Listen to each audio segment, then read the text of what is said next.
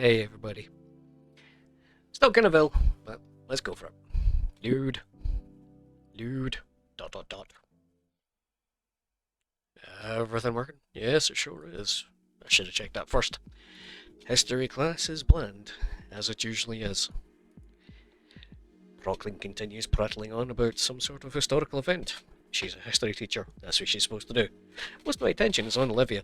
She has a hoodie over her head, and looks lost in thought. An altercation must have shaken her up more than I thought it would.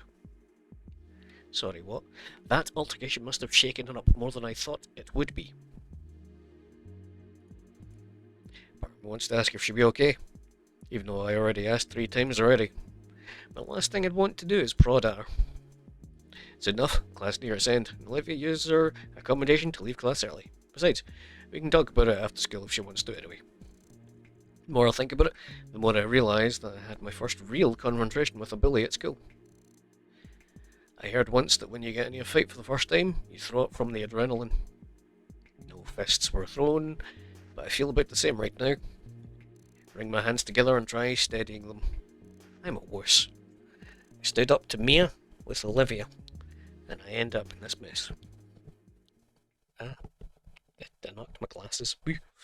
Dot dot dot dot dot dot dot. Final class ends. I'm set free for the day. Stepping at St. Hammond's main entrance, I was watching my friends huddled together in a tightly knit group. You don't see any of them after school. Some they left as soon as the bell rang. Hey guys, what's happening? Bah! Ingo. Damon looks exceptionally worried as he glances at me. Ingo, you believe me, right? Pardon? Olivia's nostril flare with an exasperated Didn't mean for any of that to happen. What happened? When Mia asked about the nickname stuff from long ago, I just blurted it out. Didn't say she'd use it for something so unscrupulous. Really, you can't decide what someone's going to use a nickname for, but you know what the word unscrupulous means. It's like, my guy. I'm ashamed it took me more than a moment to figure out what was happening. Yes, David feels culpable for what Mia said, but why? There we go. You don't know what that word means. Who cares? Ingo, really, didn't mean for any of that to happen. Hey, I believe you, man. Your heart was in the right place. Olivia tells about him with Mia, calling her some nickname. Who messaged me? How? Damien leans back over an unresponsive Olivia, hands spread in supplication. She said you were there too. I was, yeah. Olivia, you loved that nickname back when we were kids. Damien's words were dismissed with a roll of her smoky eyes. Really didn't mean it, Olivia. I know. For a split second, she bore a row of sharp teeth before gnashing her maw in frustration.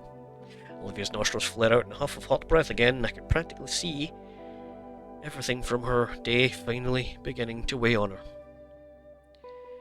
You were just being you again, Damien. Sometimes I wish you weren't, but whatever. There's a grittiness to her voice once more, but she continues on.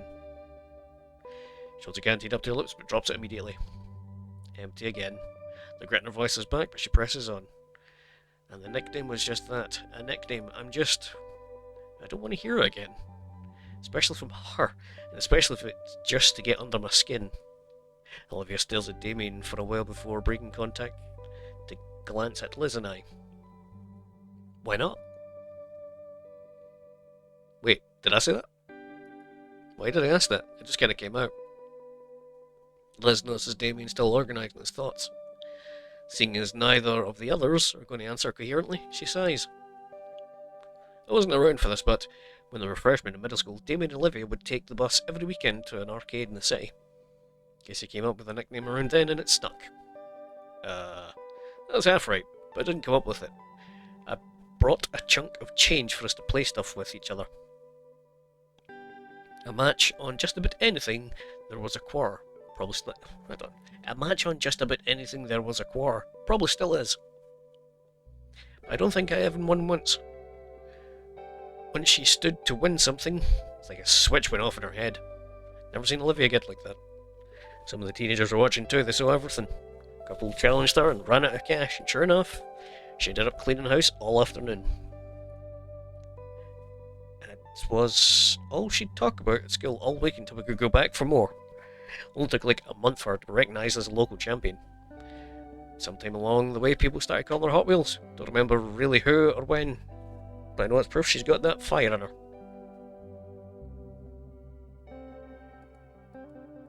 Well, yeah, that's... I had fun back then.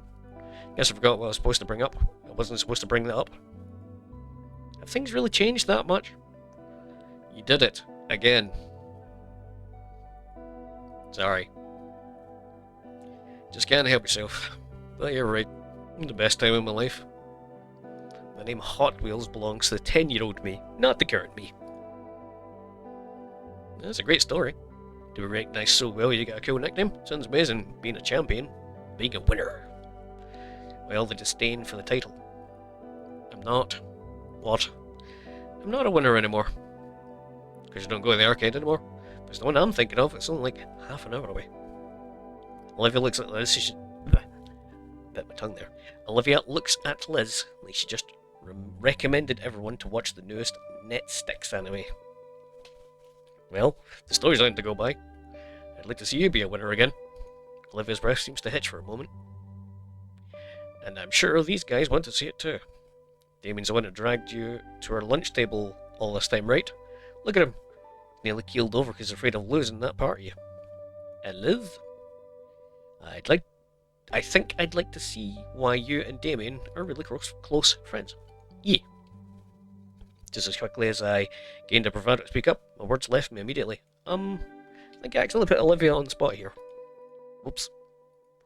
Well, her tail rungs on the ground a bit in contemplation. Do you guys really care that much about it? I wouldn't mind it from you guys. All at once, Damien lights up. Yes! Alright, Hot Wheels is back. Dude, you guys now refers to Liz and Inko. Damien's shoulders drop for a minute, but he quickly recovers. Forgetting that name again? Should visit the arcade together sometime. I'd rather not. How about a better name like Death Roll? Olivia swings her tail around to trip him, but he's fast enough to jump over it. Damien's words flood out as he contemplates new nicknames for Olivia to try and appease her, many of which are shot down by her, or leave Liz and I chuckling. ...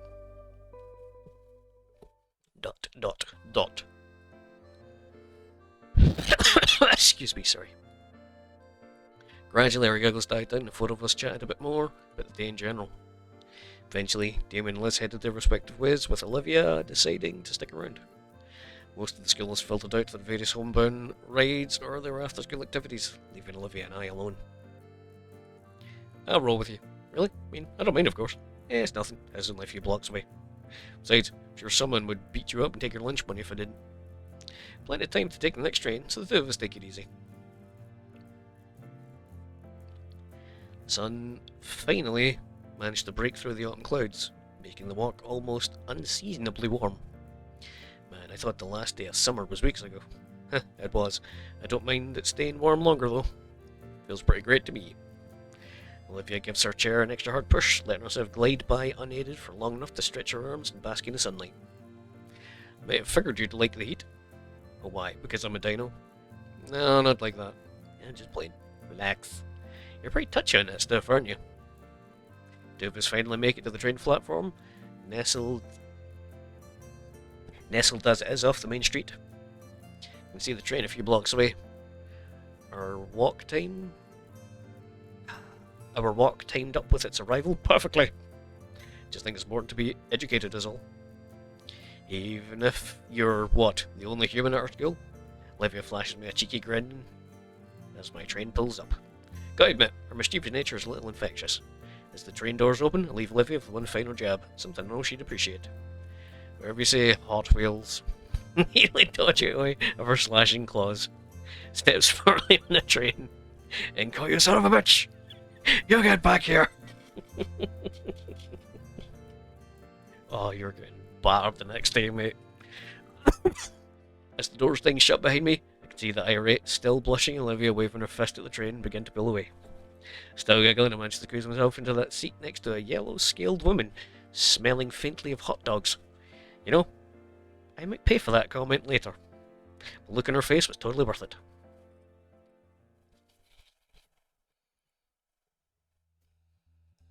As the school year progresses, the day starts to feel like they're moving along much faster. Part of it may be the change of seasons, wherever slight that may be. The calendar says it's officially fall. The only thing I've really noticed was the increasing number of clouds in the sky. Better safe than sorry, which is why I bought my fancy combat carbon fibre umbrella. Still, things have started to be routine for me in the mornings. Wake up, throw clothes on, consider eating breakfast before realising I'd wrecked my stomach, walk to the station with a featherlight umbrella in hand. And wouldn't you know it, end up having another chat with Mr. Ferris up the road to school. Hello, Mr. Nito. How are you this morning? Doing fine, sir. Thank you, and how are you? Doing well.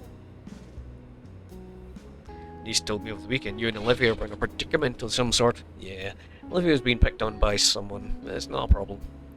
I see. Well, that's important to hear, and strange, considering the substantial funding the school gets for anti-student harassment programs. What good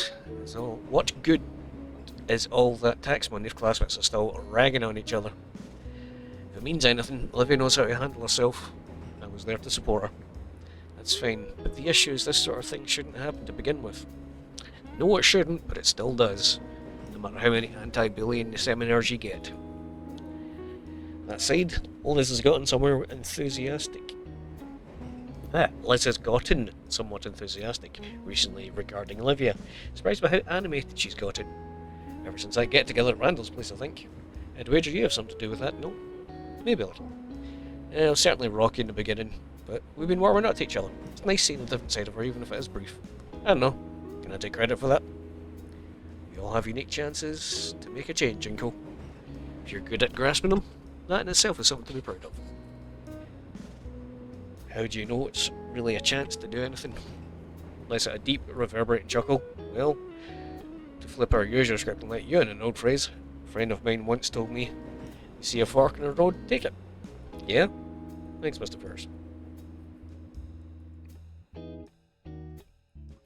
Like my morning school days have become routine as well. Slave through a PE with Damien, see Olivia's new doodles and sketches in art class, watch Liz lose her mind tutoring Damien at lunch, talk shop with Ben. Though now I have to avoid me like the plague, because she's surely out to kill me.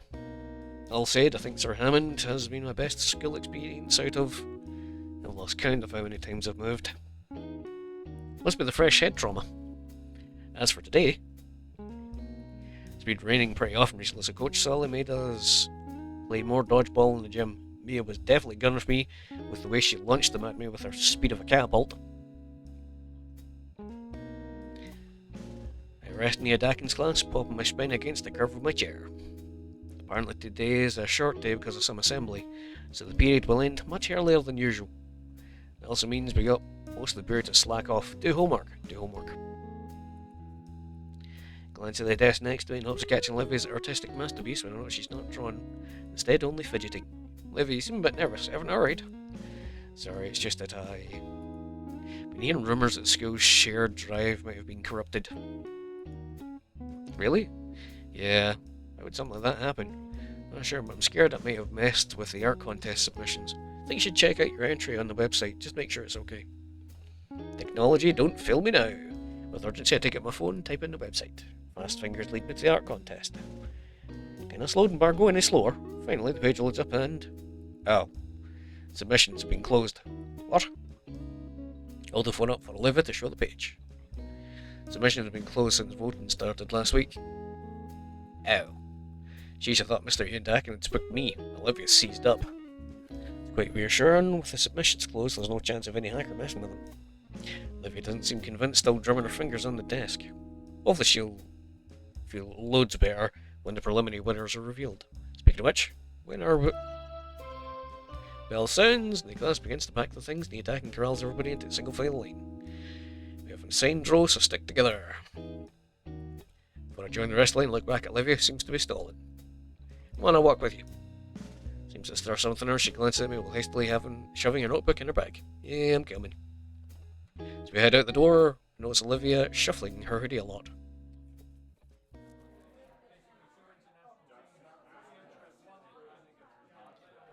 It's not a long walk to the auditorium, but despite Ed Atkins' best attempts, most of the class splitters off to split with their friends. Having expect this, he shrugs and makes his way over to the back of the auditorium where the other teachers are. Levi and I are left to the struggling crowd trying to filter into the cramped theatre of the school.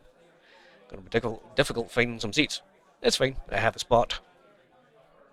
Livy wheels herself down the pathway, to which I follow suit. She heads down the aisle, first row seats. Vacant spot where a typical seat would be with a faded handicap sign. Livy parks her chair in an empty slot, which I take a seat next to her. Best seats in the house, right? Can't complain. As the hall fills with more students, my anticipation rises. Oh man, I can hardly wait for the announcements. So, do you think I have a chance? Oh, maybe. Photography isn't super popular, but Olivia folds her hands on her lap, staring straight ahead as her voice trails off. I knew that, but I'm still hopeful. Hey guys, I have to remind myself that this is normal. Hey Liz. Can't believe it's finally here. Gosh, I'm so excited. Me too. By the way, where's Damien? Hello there. Hey guys! Over here! Damien's far back of the auditorium, yelling and waving his hand in the air to catch her attention. I'm going to get in trouble for that. Frills, sit down. Immediately stops and takes a seat. With tempered expectations, we both sit in silence for just a few minutes before Principal Scaler walks on the stage and taps a standing microphone. Okay everyone, a whole bunch of important announcements to make, so I'll make them quick so we can have an early lunch. Since the idea of going for an early lunch is brought up by Principal Scaler, the entire room goes silent as a vigil.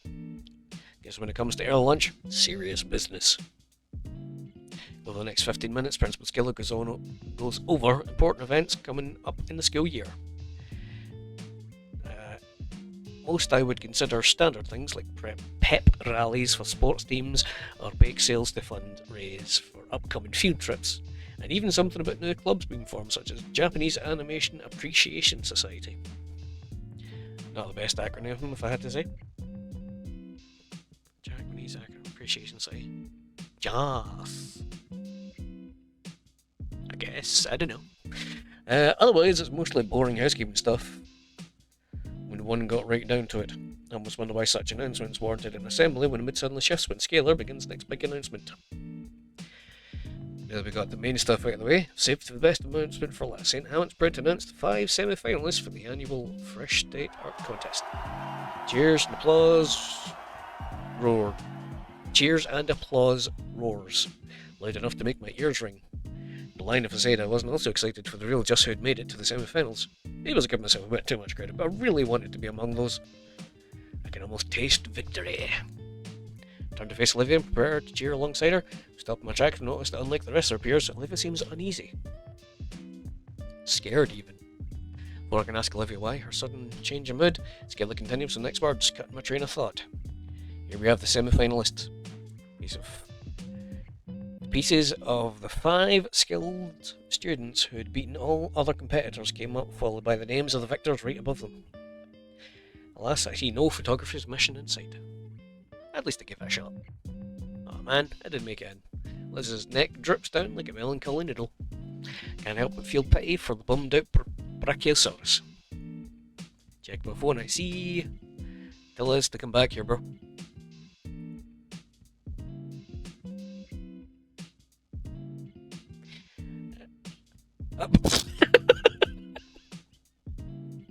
I expected the body to move. I forgot that you could just do it with a neck. I'm sure Damien's got that handled. Despite my sullied mood, look back to the semi-final winners and can't help but be amazed by them. Each artwork is impressive by their own right. The colours blending wonderfully and the figures beautifully designed.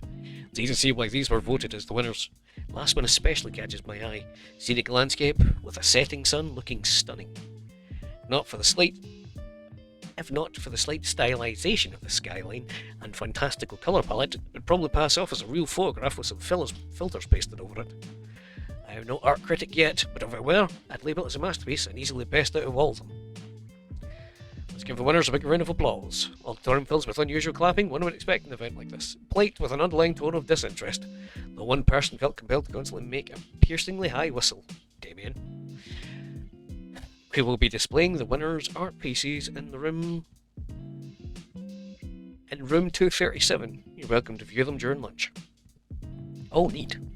Principal Scaler continues the rest of the assembly, announcing other events for the school and other minor reminders. Behind me, I see two teachers start psyching themselves up for the Herculean task of getting some 200 hungry dinosaur teenagers out of the room and towards lunch without anyone getting killed. Principal Scaler finishes and waves them back to signal it's time. Alright, going to start our journey to lunch. You all know how this goes. No just going for the exit. Being the first row, we're the first to get up. I follow behind Olivia until we make it to the hall. Hey, Olivia.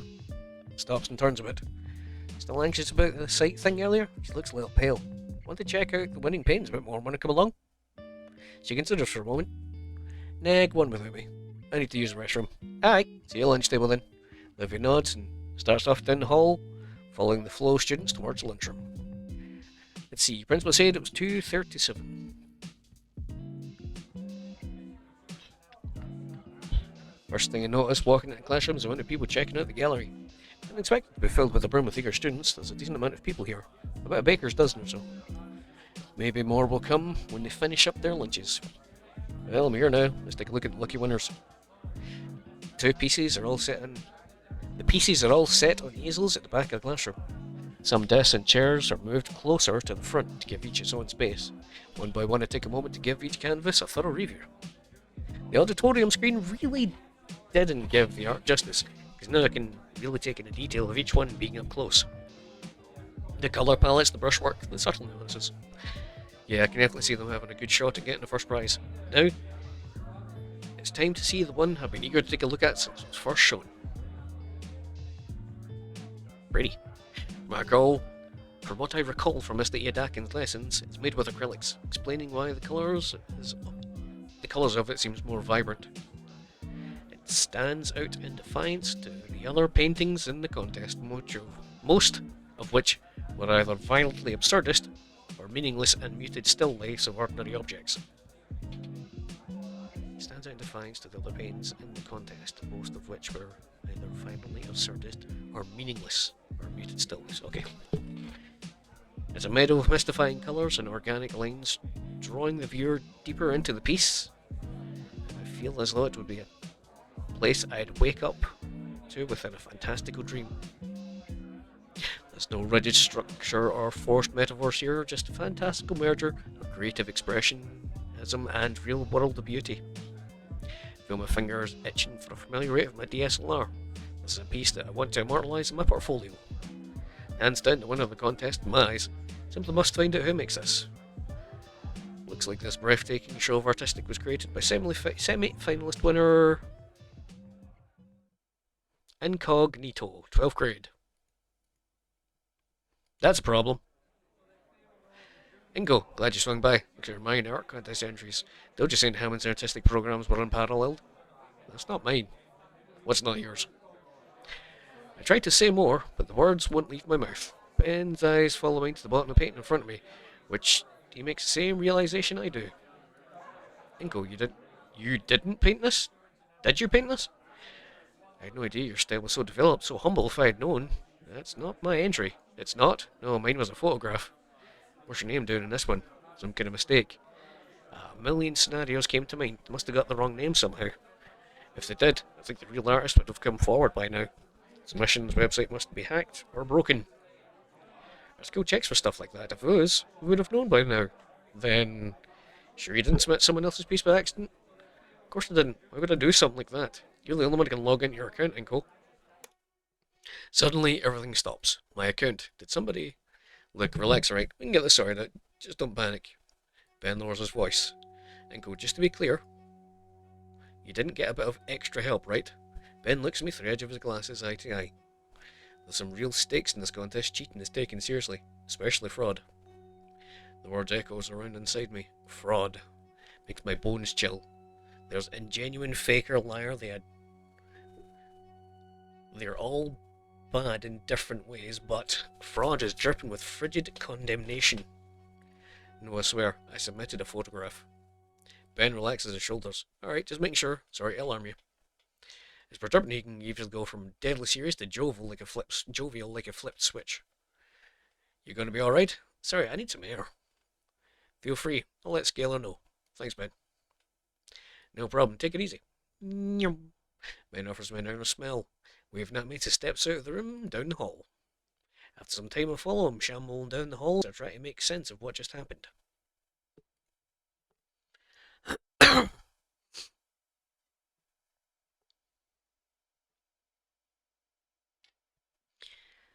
I thought everybody actually liked my photography, but they all thought it was some kind of expert painter instead. Didn't know how to express it. I feel empty. Thought maybe my hard work was paying off, but submitted the rate entry, so what happened? Did somebody change it? And if so, how? Such a good piece too. What even is there to be gained by putting my name on it? Wandered aimlessly through the halls. Thought of missing lunch passes through my mind, but there's a different sort of emptiness pervading my stomach. Why is this rattling me like this? Man, it's not like I'm in trouble or anything. Ben's helping me sort this out. I'm at a loss of what to even think right now. Crap, Olivia mentioned something about server issues before. Couldn't see my submission, but was it just that? Maybe Olivia was right to be worried. Well, duh. Why else would she be so nervous? My aimless walking leads me outside the principal's office in the gala. There's that one cityscape painting from the start of the school year. Very first painting I ever saw here, and still one of the best. Vibrant cityscape that morphs the rigid structure of urban planning into a soft and inviting utopia, as if viewed from the eyes of a child. The sky of the city is a beautiful shade of crimson, with radiant clouds clustered along its length. If the art contest submission was the best painting I've ever seen, this one comes close. I can only imagine the accolades she must have got for painting this back then. You know, for a while, I got to have that experience. I got to step into the shoes of an artist much better than myself. Maybe that was the intent? All the praise, approval, everything I'd been wanting, just for, well, it was given by an anonymous stranger. Whoever that may be. Gee, I wonder who it is at this point. Actually gives me a bit of an idea. If I'm clever, and Olivia's up for it, it's not a cool way to get her to show off her painting more. Everyone would like that. Maybe that's what she needs. I could act as like a personal publisher, so she doesn't have to deal with people. Wait a second. Peeled down the empty hallway, I need to find Olivia. She couldn't possibly. But why me? Why would she? Thinking about it only increases my worries and desperation to find who I hope to Raptor Jesus isn't the culprit. I partially check all the places where Olivia could be, but I can't find her anywhere. My hunt for the baryonyx leads me to this. Is that what she is? I thought she was just a crocodile. Was it baryonyx? I don't know. To the Googles. Baryonyx. Is that what she's supposed to be?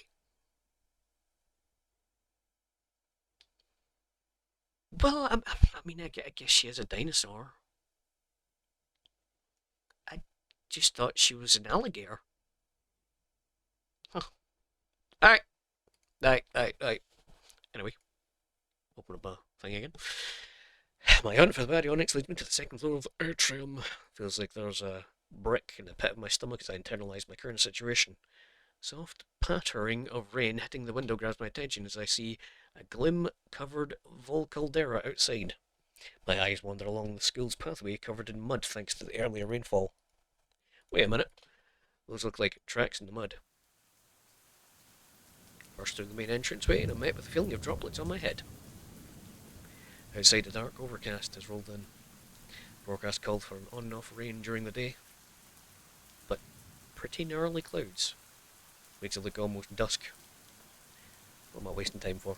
Follow the trail with urgency, fearing that the rain will wash it away. Looks like it goes down the whole pathway.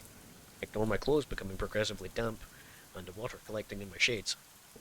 Eventually I round a curve that leads to the bridge and see a distressing item at its end.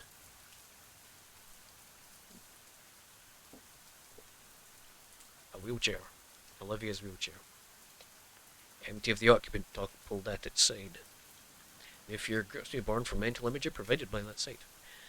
Those cruel thoughts push me up the steps faster than humanly possible, as my rational mind tries to reassure me. Running across the deck, my breath is caught in my throat when I reach the middle. He's on the ground, head slumped down. There's damage and soaked school supplies scattered all over the walkway. Is she okay? My foot shifts, trying to force me closer. Slowly, her head's lifted up to the sound of my shoe squelching on the floor. Ankle? Her tear-stained eyes stare at me with a dead expression, and her voice sounds weak. Olivia. I feel like I can finally breathe again. Slowly, Olivia pushes her head up. Notice she's lying atop a pile of paper shreddings. Feel relief. The feeling of relief slowly fades away. I remember why I was looking for her. We stay silent, only staring at each other as the rain continues to bear down on us. She simply sits there, letting herself grow more and more soaked in the rain. Do you want to talk? No, now out in the open. Grab my compact umbrella and unfurl it. Doesn't do much to dry it off. At least she's not getting more soaked. The umbrella is placed down between us and the elements against the ledge. The umbrella is placed between us and the elements against the ledge, forming a personal canopy above us. Here. Now we're alone. There's space next to Olivia to take a seat. It's odd. We've sat together before, but sitting on the ground in the rain, and the room is just a little claustrophobic. There's bits of paper melted in the pavement, soaked by the rain. Though torn apart and waterlogged, I can sort of make it out. A tree. A rough sketch of one, anyway. Like the one that stood prominently in my false submission. So you did do it. Uncle, please, I can explain. I didn't have a choice. What? I know what I did was wrong, but I didn't have any other way. It wasn't a choice. It wasn't a choice to not trick me. She avoids looking at me, focusing on the scraps of paper scattered about the floor like confetti. It wasn't a trick you, I get it. You're mad at me. I'm not mad. I'm confused. I thought we were good friends. I wasn't expecting you. She pauses to give her throat some respite. Her water bottle isn't anywhere nearby. Shaky breath escapes her mouth. When you came around, I thought you were no different than the others. You were some self-centered, pretentious midwit who only cares about his image. It's when I got the idea of using you to swap out your art with mine. You didn't seem like the kind of person who cared about how he gets the attention from others, just that he gets it. Our description of my character feels really reductive, but the ache in my chest tells me it hits a little too close to home. But that's not what I think of you now. Ian Atkins, the one person I can trust, so when we went to bat for you, saying we'd make good friends, I was worried. Also special with this guy. Once I got scared, he'd be wrong. He'd turn out just like everyone else, and I'd be setting myself up for failure. Worse than that, Inko, I was afraid he'd be right, and I'd have to face what I'd done to myself. Now I've gone and done something like this. Switching my contest entry? She nods, swallowing hard. I wasn't thinking. Suddenly everything was out of balance. Everything I'd created, all my work, my own little world, was suddenly changing. I had no control over it. I had to do something. Didn't know I was doing that, I'm sorry. She stops to process my word and continues. I knew I'd get caught. It's stupid. I was hoping for it even. Someone to figure out that it was swapped, so it would be changed and everyone would be none the wiser. She turns to face me with silver eyes welled with tears. I'm sorry. Please don't hate me. I just don't want to go back to being the person I used to be. The person who didn't care about hurting you. Her head tilts down, word with a violent hitch of breath. Ivory claws extend the grip at her knees in a painful display, and yet Olivia chokes back any sound she'd make. Her body shudders with every breath from... Try that again, sorry. Her body shudders with every heavy breath from her, and I realised that every last defensive banner she had was completely gone. Olivia's laid herself bare, leaving only the crying girl desperately trying to silence her pitiful tears.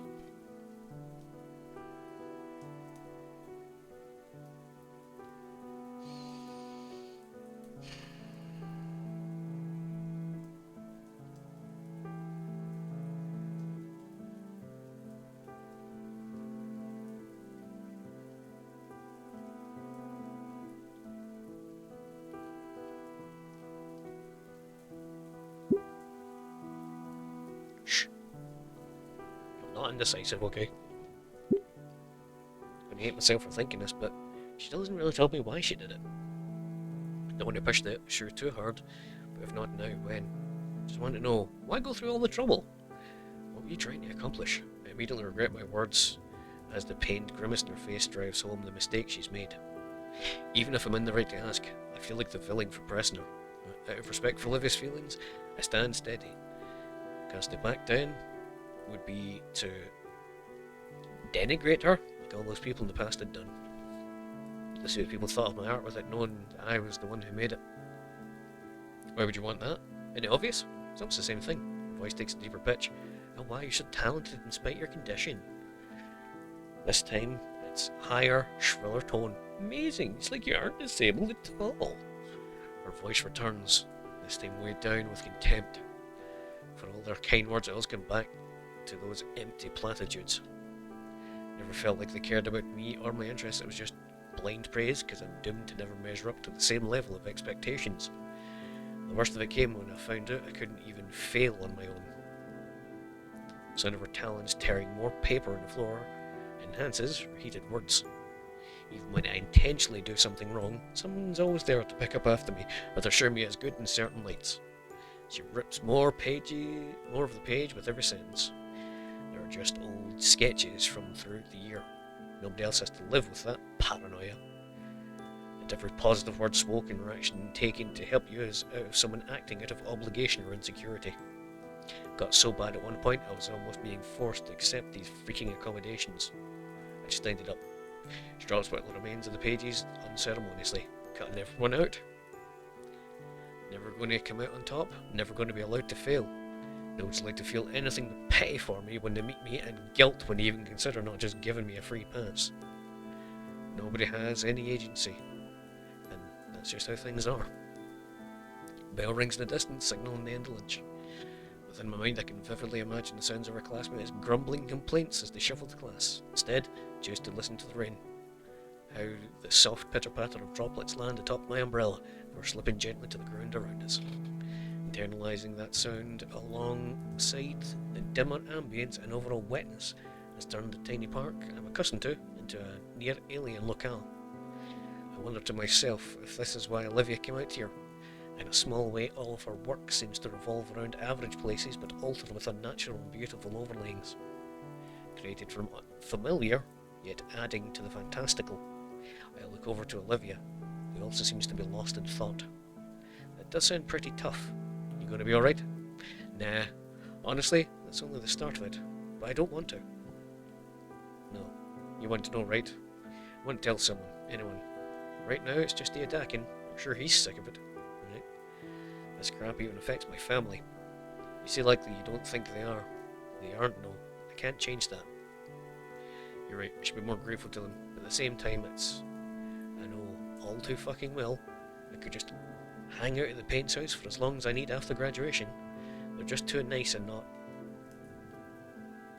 They're just too nice to not. And the arrangement with my actual father could probably last indefinitely. I could just detach from society and leech off everyone around me forever, and still just be pity and guilt.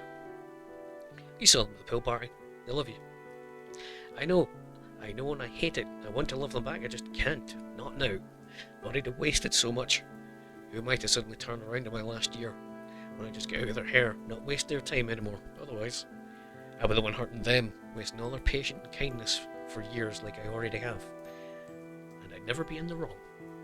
Who the fuck wants a free ride through life like that? That's all I have waiting for me, realistically. Damn it, am I telling you all this? Olivia clutches her throat, her voice has gotten strained and weak. Hurts to speak at all, but she's letting it all out. What am I doing just watching? I'm such an idiot. Rummage through the inside of my backpack until... Here. Pulling out a water bottle, I give it to her. She eyes it on the ground indifferently and goes to drink it. The whole bottle is finished in one go. She drops it in the grown pile of trash. Thanks. Give a silent nod. She looks off into the distance again, picking up her train of thought. That's why I had to do it. I had to know if I was really good at something for once. Really, genuinely good. No false praise, no parasocial relations where I'm verbally filleted so everyone else can feel better for it. I had to know that my art was real. That I could be something for real. That I have a we'll be out. Dakin assures me all the time it's good enough. Why did I just listen to him? Probably knows everything by now. Anyways, he usually does. Honestly, taking all of this in at once is challenging to digest, to say the least. You said you expected to get caught. Yeah, I said I wanted to be. Wasn't even sure other people would see it. If you caught it fast enough and switched it back, thinking it was a bug, then you started getting all this praise out of nowhere. Yeah, I did. Seems a bit sad in retrospect. Around then it really settled in just how badly I messed up. Tried to get you to notice it by showing me the submission yourself. Then just go to the office and get it changed. Nobody would get hurt. End of story. Of course you still had your own saved. You're always so prepared for anything. She gestures to the crushed water bottle. The weeks go by, you get more praise, I get more nervous. Then today, and Olivia's hand finally fell to her lap, limp and spent. Here we are. I turned to say something, I guess. Just don't know how to process all this. Still like friendships come with instructions. My own thoughts are muddled, pushing me to find some way to comfort the girl before me. And yet, to comfort her would be to demean her, like people have done in the past. It's so confusing, and frustration and pity mixed haphazardly in my stomach. It's nauseating. Pity for the girl before me that was wronged. That has wronged me, but not out of real malice. Frustrating myself because Livia's right, having unveiled an uglier side of me I wasn't aware of.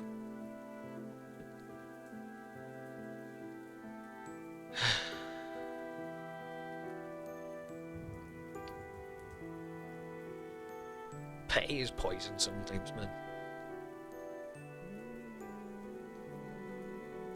I'm gonna go for it. I hate it.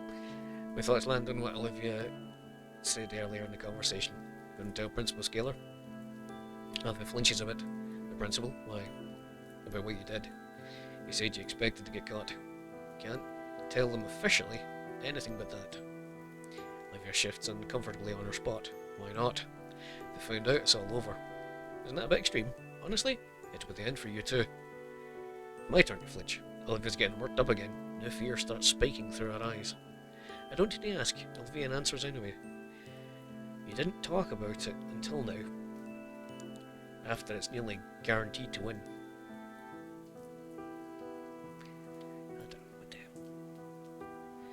You didn't talk about it until now. After it's nearly guaranteed to win. With the stakes, it looked like you were complicit. Or worse, like it was your idea. You'd be a fraud. There's that word again. Fraud. Nah.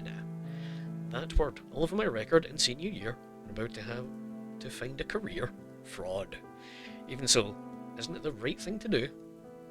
I can handle it. Don't worry about me. Please, Ingo, no. There's more. I told you, I'm not eligible to even enter. Excuse me. I already won before, and got the notoriety and money. The winning piece is featured on the cover of Volcadora Monthly. It even gets an article. That's more than a scholarship, it's a foot in the door. I can't do anything about the money, it's long gone. If everyone knows what I did, and it gets to those magazines, she clutches the sleeves of her hoodie and stares at me dead in the eye. I need to graduate. I fucking hate it, but I need it. It's my only way out, it's my only way to actually go somewhere. Putting all your eggs into one basket? There are no other baskets, I can't risk it. I know, I just carried on about why does nobody let me fail, but this, it's serious. They can't know, please. Can't lose everything over this mistake, I just can't.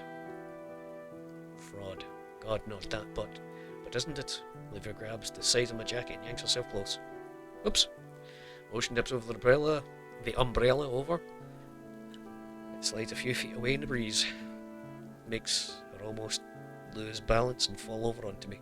Her breathing is erratic. And go listen to me, please. I can't lose this. I can't be doomed to be nothing. It's all I have. You can't go to someone about this, I'm begging you. She's tugging me towards the ground, closer to her jacket. She's tugging me towards the ground, closer to her. My jacket is starting to tear. I can feel her anxiety, by how her hands are quivering with fear as they grip tightly my coat. It's my fault, okay? Not yours. You don't need to make it your problem, please. okay. No one else has to know. It'll have to be our little secret. Olivia exhales and lets go. All at once she slumps down. I have to hold out my arms to stop myself from falling too. Olivia ends up slumped over my lap sideways. Oh, you okay? No, I'm really not. Gator Girl tries to push herself up from my lap. Her attempt only ended with her twisting on my legs and turning to face my chest upwards. Turning her face and chest upward. She must be really exhausted, as even her attempt to blow her wet hair from her face is unsuccessful. Damn it! Is this what it's all come to? I got away with it too. I'm just like Ben. You have the energy, yep. Not yet. Olivia? What's wrong with Ben? How are you like him? She exhales hard. Ben! It's all his fault. All of it. If not for him, it wouldn't be this thing. Some worthless heap unable to do anything. With nothing and nobody. None of this would have happened. Sounds like something I shouldn't be prying into. You don't have to tell me. Yeah, I don't. But I did this to you and I should be honest. Can you get off my legs first? Start to lose feeling. You too? Help me up at least. I take Olivia's shoulder and help her back into a seating position. Leans back on my shoulder. Sorry, been a long day. It's fine for now. Where do I even start? That Ben. I don't remember how we became friends. We definitely hung out a lot in my last year of middle school. He didn't care that I was in a chair, didn't treat me any different. He was cool. What's the issue then? Olivia bops my chin with her skull. Let me finish. He was cool. But in freshman year, back then, Ben was the only student council as its secretary. I was looking forward to that yearly art show. I worked all summer for the perfect piece, Dreamscape. The stain was heavy in her tone as she said the name. Yeah, it won. It wasn't supposed to. Once again, her eyes were teary, though with rage this time.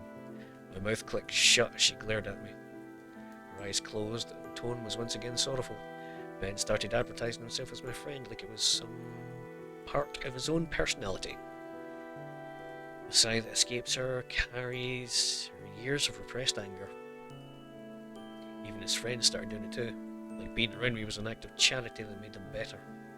Eventually, he told me straight up. I'll give him that. Her voice shifted again, but this time instead of a voice to lampoon someone, it was an eerie facsimile to Ben. I'm universally down on my luck. Not even a week later, people started walking up to give praise to my submission. It was the first time in a while I'd gotten a compliment for my work. Thought my submission was going to win. It was exciting. Till Damien showed me an article in the school newsletter written by a certain student council secretary. Half of it was basically about art submission, the other half was about me. Ben had written the longest segment about the talented poor girl in the wheelchair and practically worshipped me for my determination. Surprise, surprise, it wins by a landslide. Even when my piece won, all I could remember was that feeling of just being handed victory as charity. My whole summer, all that effort just overshadowed, and for what? A safety net that I didn't earn. I really thought I was going to thank him. He really thought I was going to thank him. That's the worst part. As if I would, after using me as a stepping stone to climb the social ladder. Couldn't take it anymore.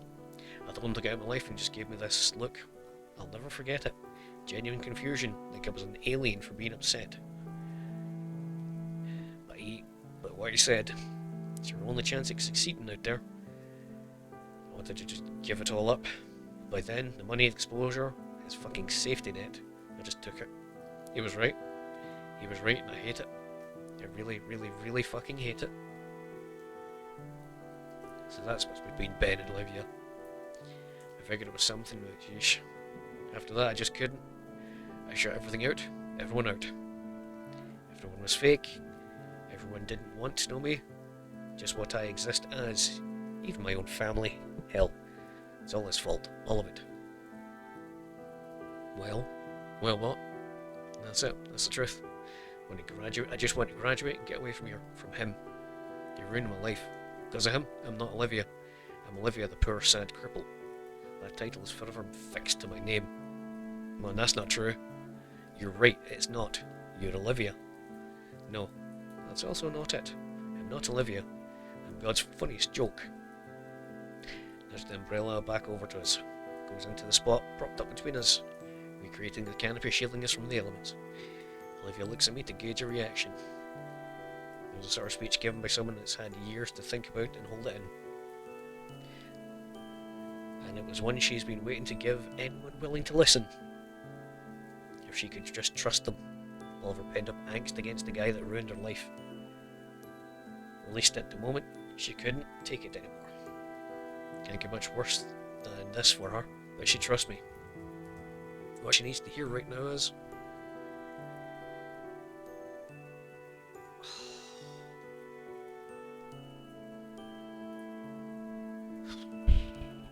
I mean, this one makes it about her. This one makes it about me. That can still be true while this was true. Don't make me think too much, game. This game gets so heavy. God damn. Take my sunglasses off and lean forward, placing a hand on her shoulder. She takes a moment to register the new sight and looks at me, anticipating what I'm about to say. You're not a joke, Olivia. I appreciate you trying and all. Doesn't matter. The damage is done. All that shit is what made me into a nihilist. I wouldn't say you're a nihilist. Plus, I don't think that's what the word means. You still enjoy some things. Got a better word? There you go. That's beside the point. Ben did something horrible. He didn't take your agency. Are you saying that I ruined my own life? Annoyance bubbles up within me as she argues back. She wanted to get caught in the act, yet Olivia looks at me as if I just spat in her face. The hell are you getting at, Inko? What am I getting at? The fact that you can't keep using Ben's shitty choices as a crutch.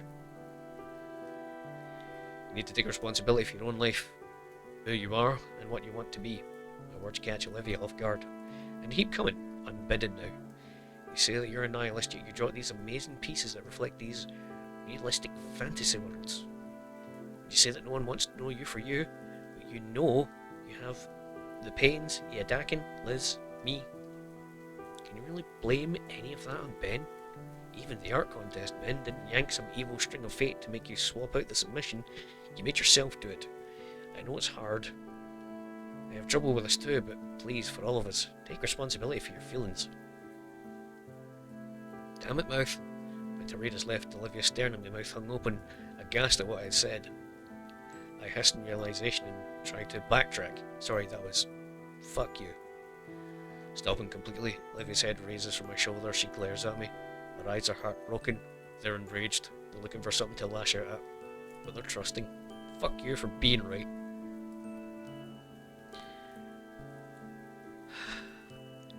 I know all that, damn it. And you're the second to say it. Her eyes water, and her head turns to my shoulder. Damn it, Inko. I'm stunned as she presses further against me, even using her arms to tuck her legs closer. You and Yadakin had. Fine. You're right, but how do I start? I have no idea what I should do. Her voice sounds so weak, but there's a conviction hidden within it. Honestly, she should have just mauled me for what I said. It's what she wants. I can do this. Well, what do you think's wrong right now? You have to be more specific. What about Damien and his family? She hums in thought. It's Liz too. All of them would probably like to hear your thoughts. Yeah. What would I say though? What you're feeling? Just being more open in general would be something. I can feel her frowning, also nod against my shoulder. Fine. What else? Mr. Yadakin? Probably already knows what you're thinking. Reads me like an open book. Probably like to hear you say it. Yeah, he would. And me too. You got your turn. You told me just now. I'd like to hear more about you. You're my friend. Alright. Start now. I can feel her rumbling growl before she sighs. I'm sorry, Inko, for all the shit I've put you through since you got here. For being a shitty friend. For you having to put up with me. I choose to be your friend, so don't apologise for that. If he looks at me through the corner of her eyes. Ben can't take your agency, and you can't take mine. I'm choosing this. You're silly. Her words were strained, but not from lack of water. The regret in her voice was raw, along with the honesty. Thanks. And I forgive you. Once again, silence. Fumbling with the sunglasses, debating whether I should bother with them, given the rain. Might as well, given their prescription after all. I just lay back, listening to the patter of the rain against our little tent. Just her and I, secluded from the world that's done so much to crush her. Man, she's really leaning against me. I crane my neck so I can turn and look at her. She looks at peace now, even with the smeared mascara and the wet hair. I'm starting to lose feeling in my arm though. I'm watching her like this. Was that a snore? I guess she would be pretty tired. It's been a long day for both of us. Ian was only 4th period. Did I do alright? Things turned out pretty okay, but I'm anxious. Best I can do is be there for her. In this case, it's letting her have my shoulder for a bit, pressed up against me. My eyes slide close. And I try to lose myself in the pitter-patter of the rainfall. Oh my god. Liver jerks herself up and starts coughing into her fist. Fuck, how long? 5 minutes. Sorry. You know, I remember when you got onto me for just being near you back at the party. Shut up. Looks like you're proving a bit. Olivia bonks the umbrella, making it splash water on me. Anyway, Olivia stretches her arms. Things go quiet again. Olivia finally breaks the silence. I know you say you forgive me and all, I still feel like shit for putting you through all this. Everyone's going to expect you to be skilled at painting. I'll call you a fraud. Yeah, I was trying not to think about it. Damn it, it's all my fault. Olivia rests her arms over her knees. That's right, she managed to bury her long snout in them. An idea hits me. What if you taught me for real? Olivia raises her head from her arms. Taught you? Painting. For real. Like you say, I have expectations to fulfill. Would you teach me how to paint like you do? I don't know.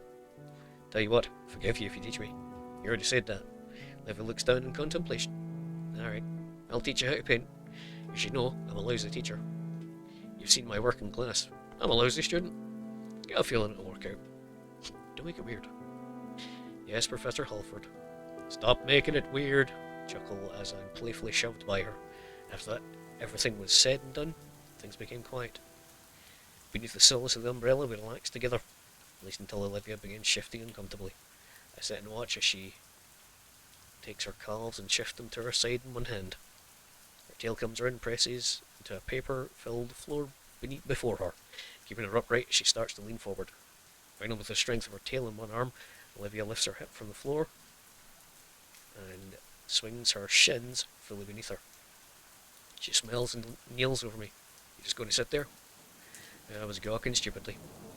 Just so fascinating seeing a girl manoeuvre herself those oddly yet well-practiced ways.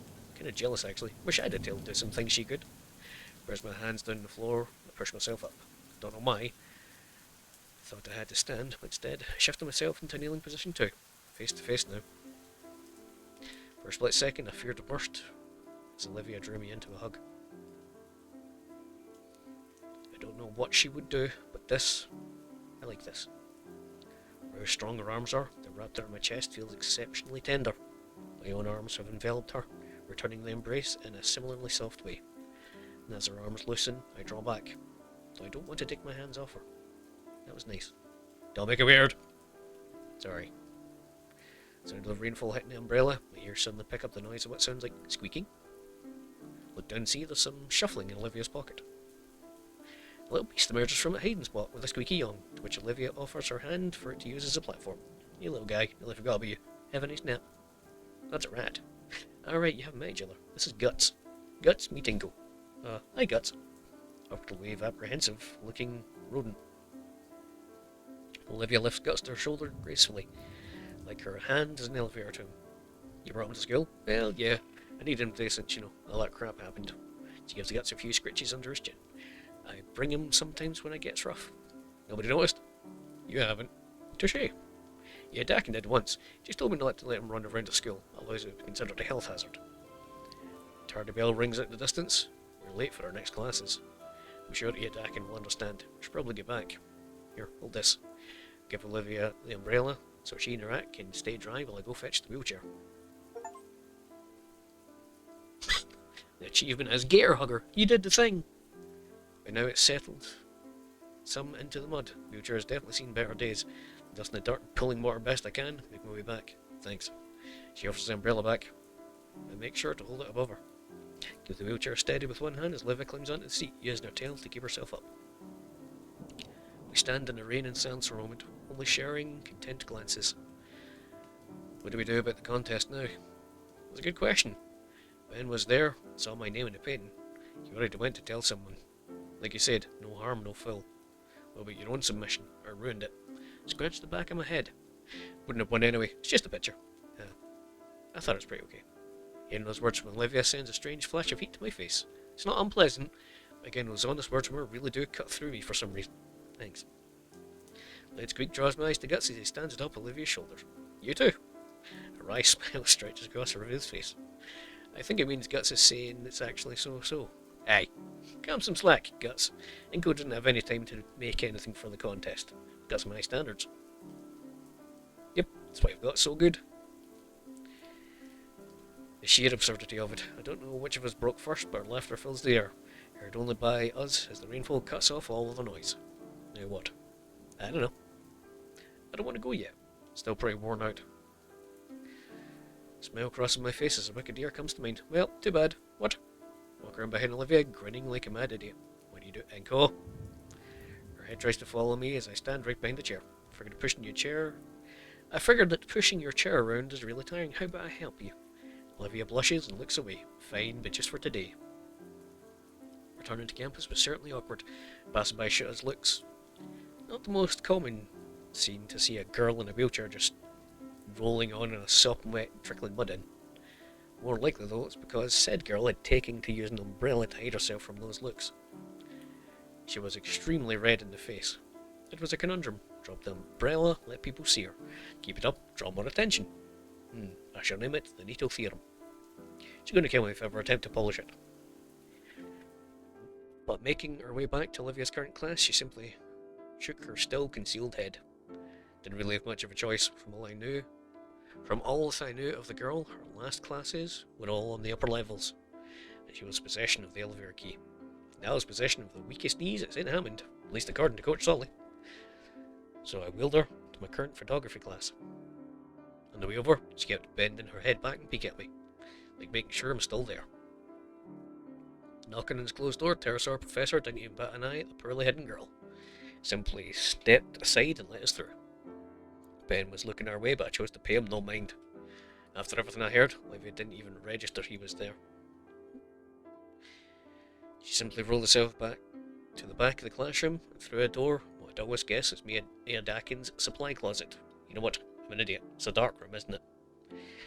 Stisma, the classmates abated, thankfully, as our teacher continued his lecture. Taking my own seat, I focused on Dakin, as much as I could at least. Muddle thoughts kept me distracted the whole period. Just before the bell rings, Dakin stares me dead in the eye. He points a stern finger directly at me, then to the floor to signal, you stay.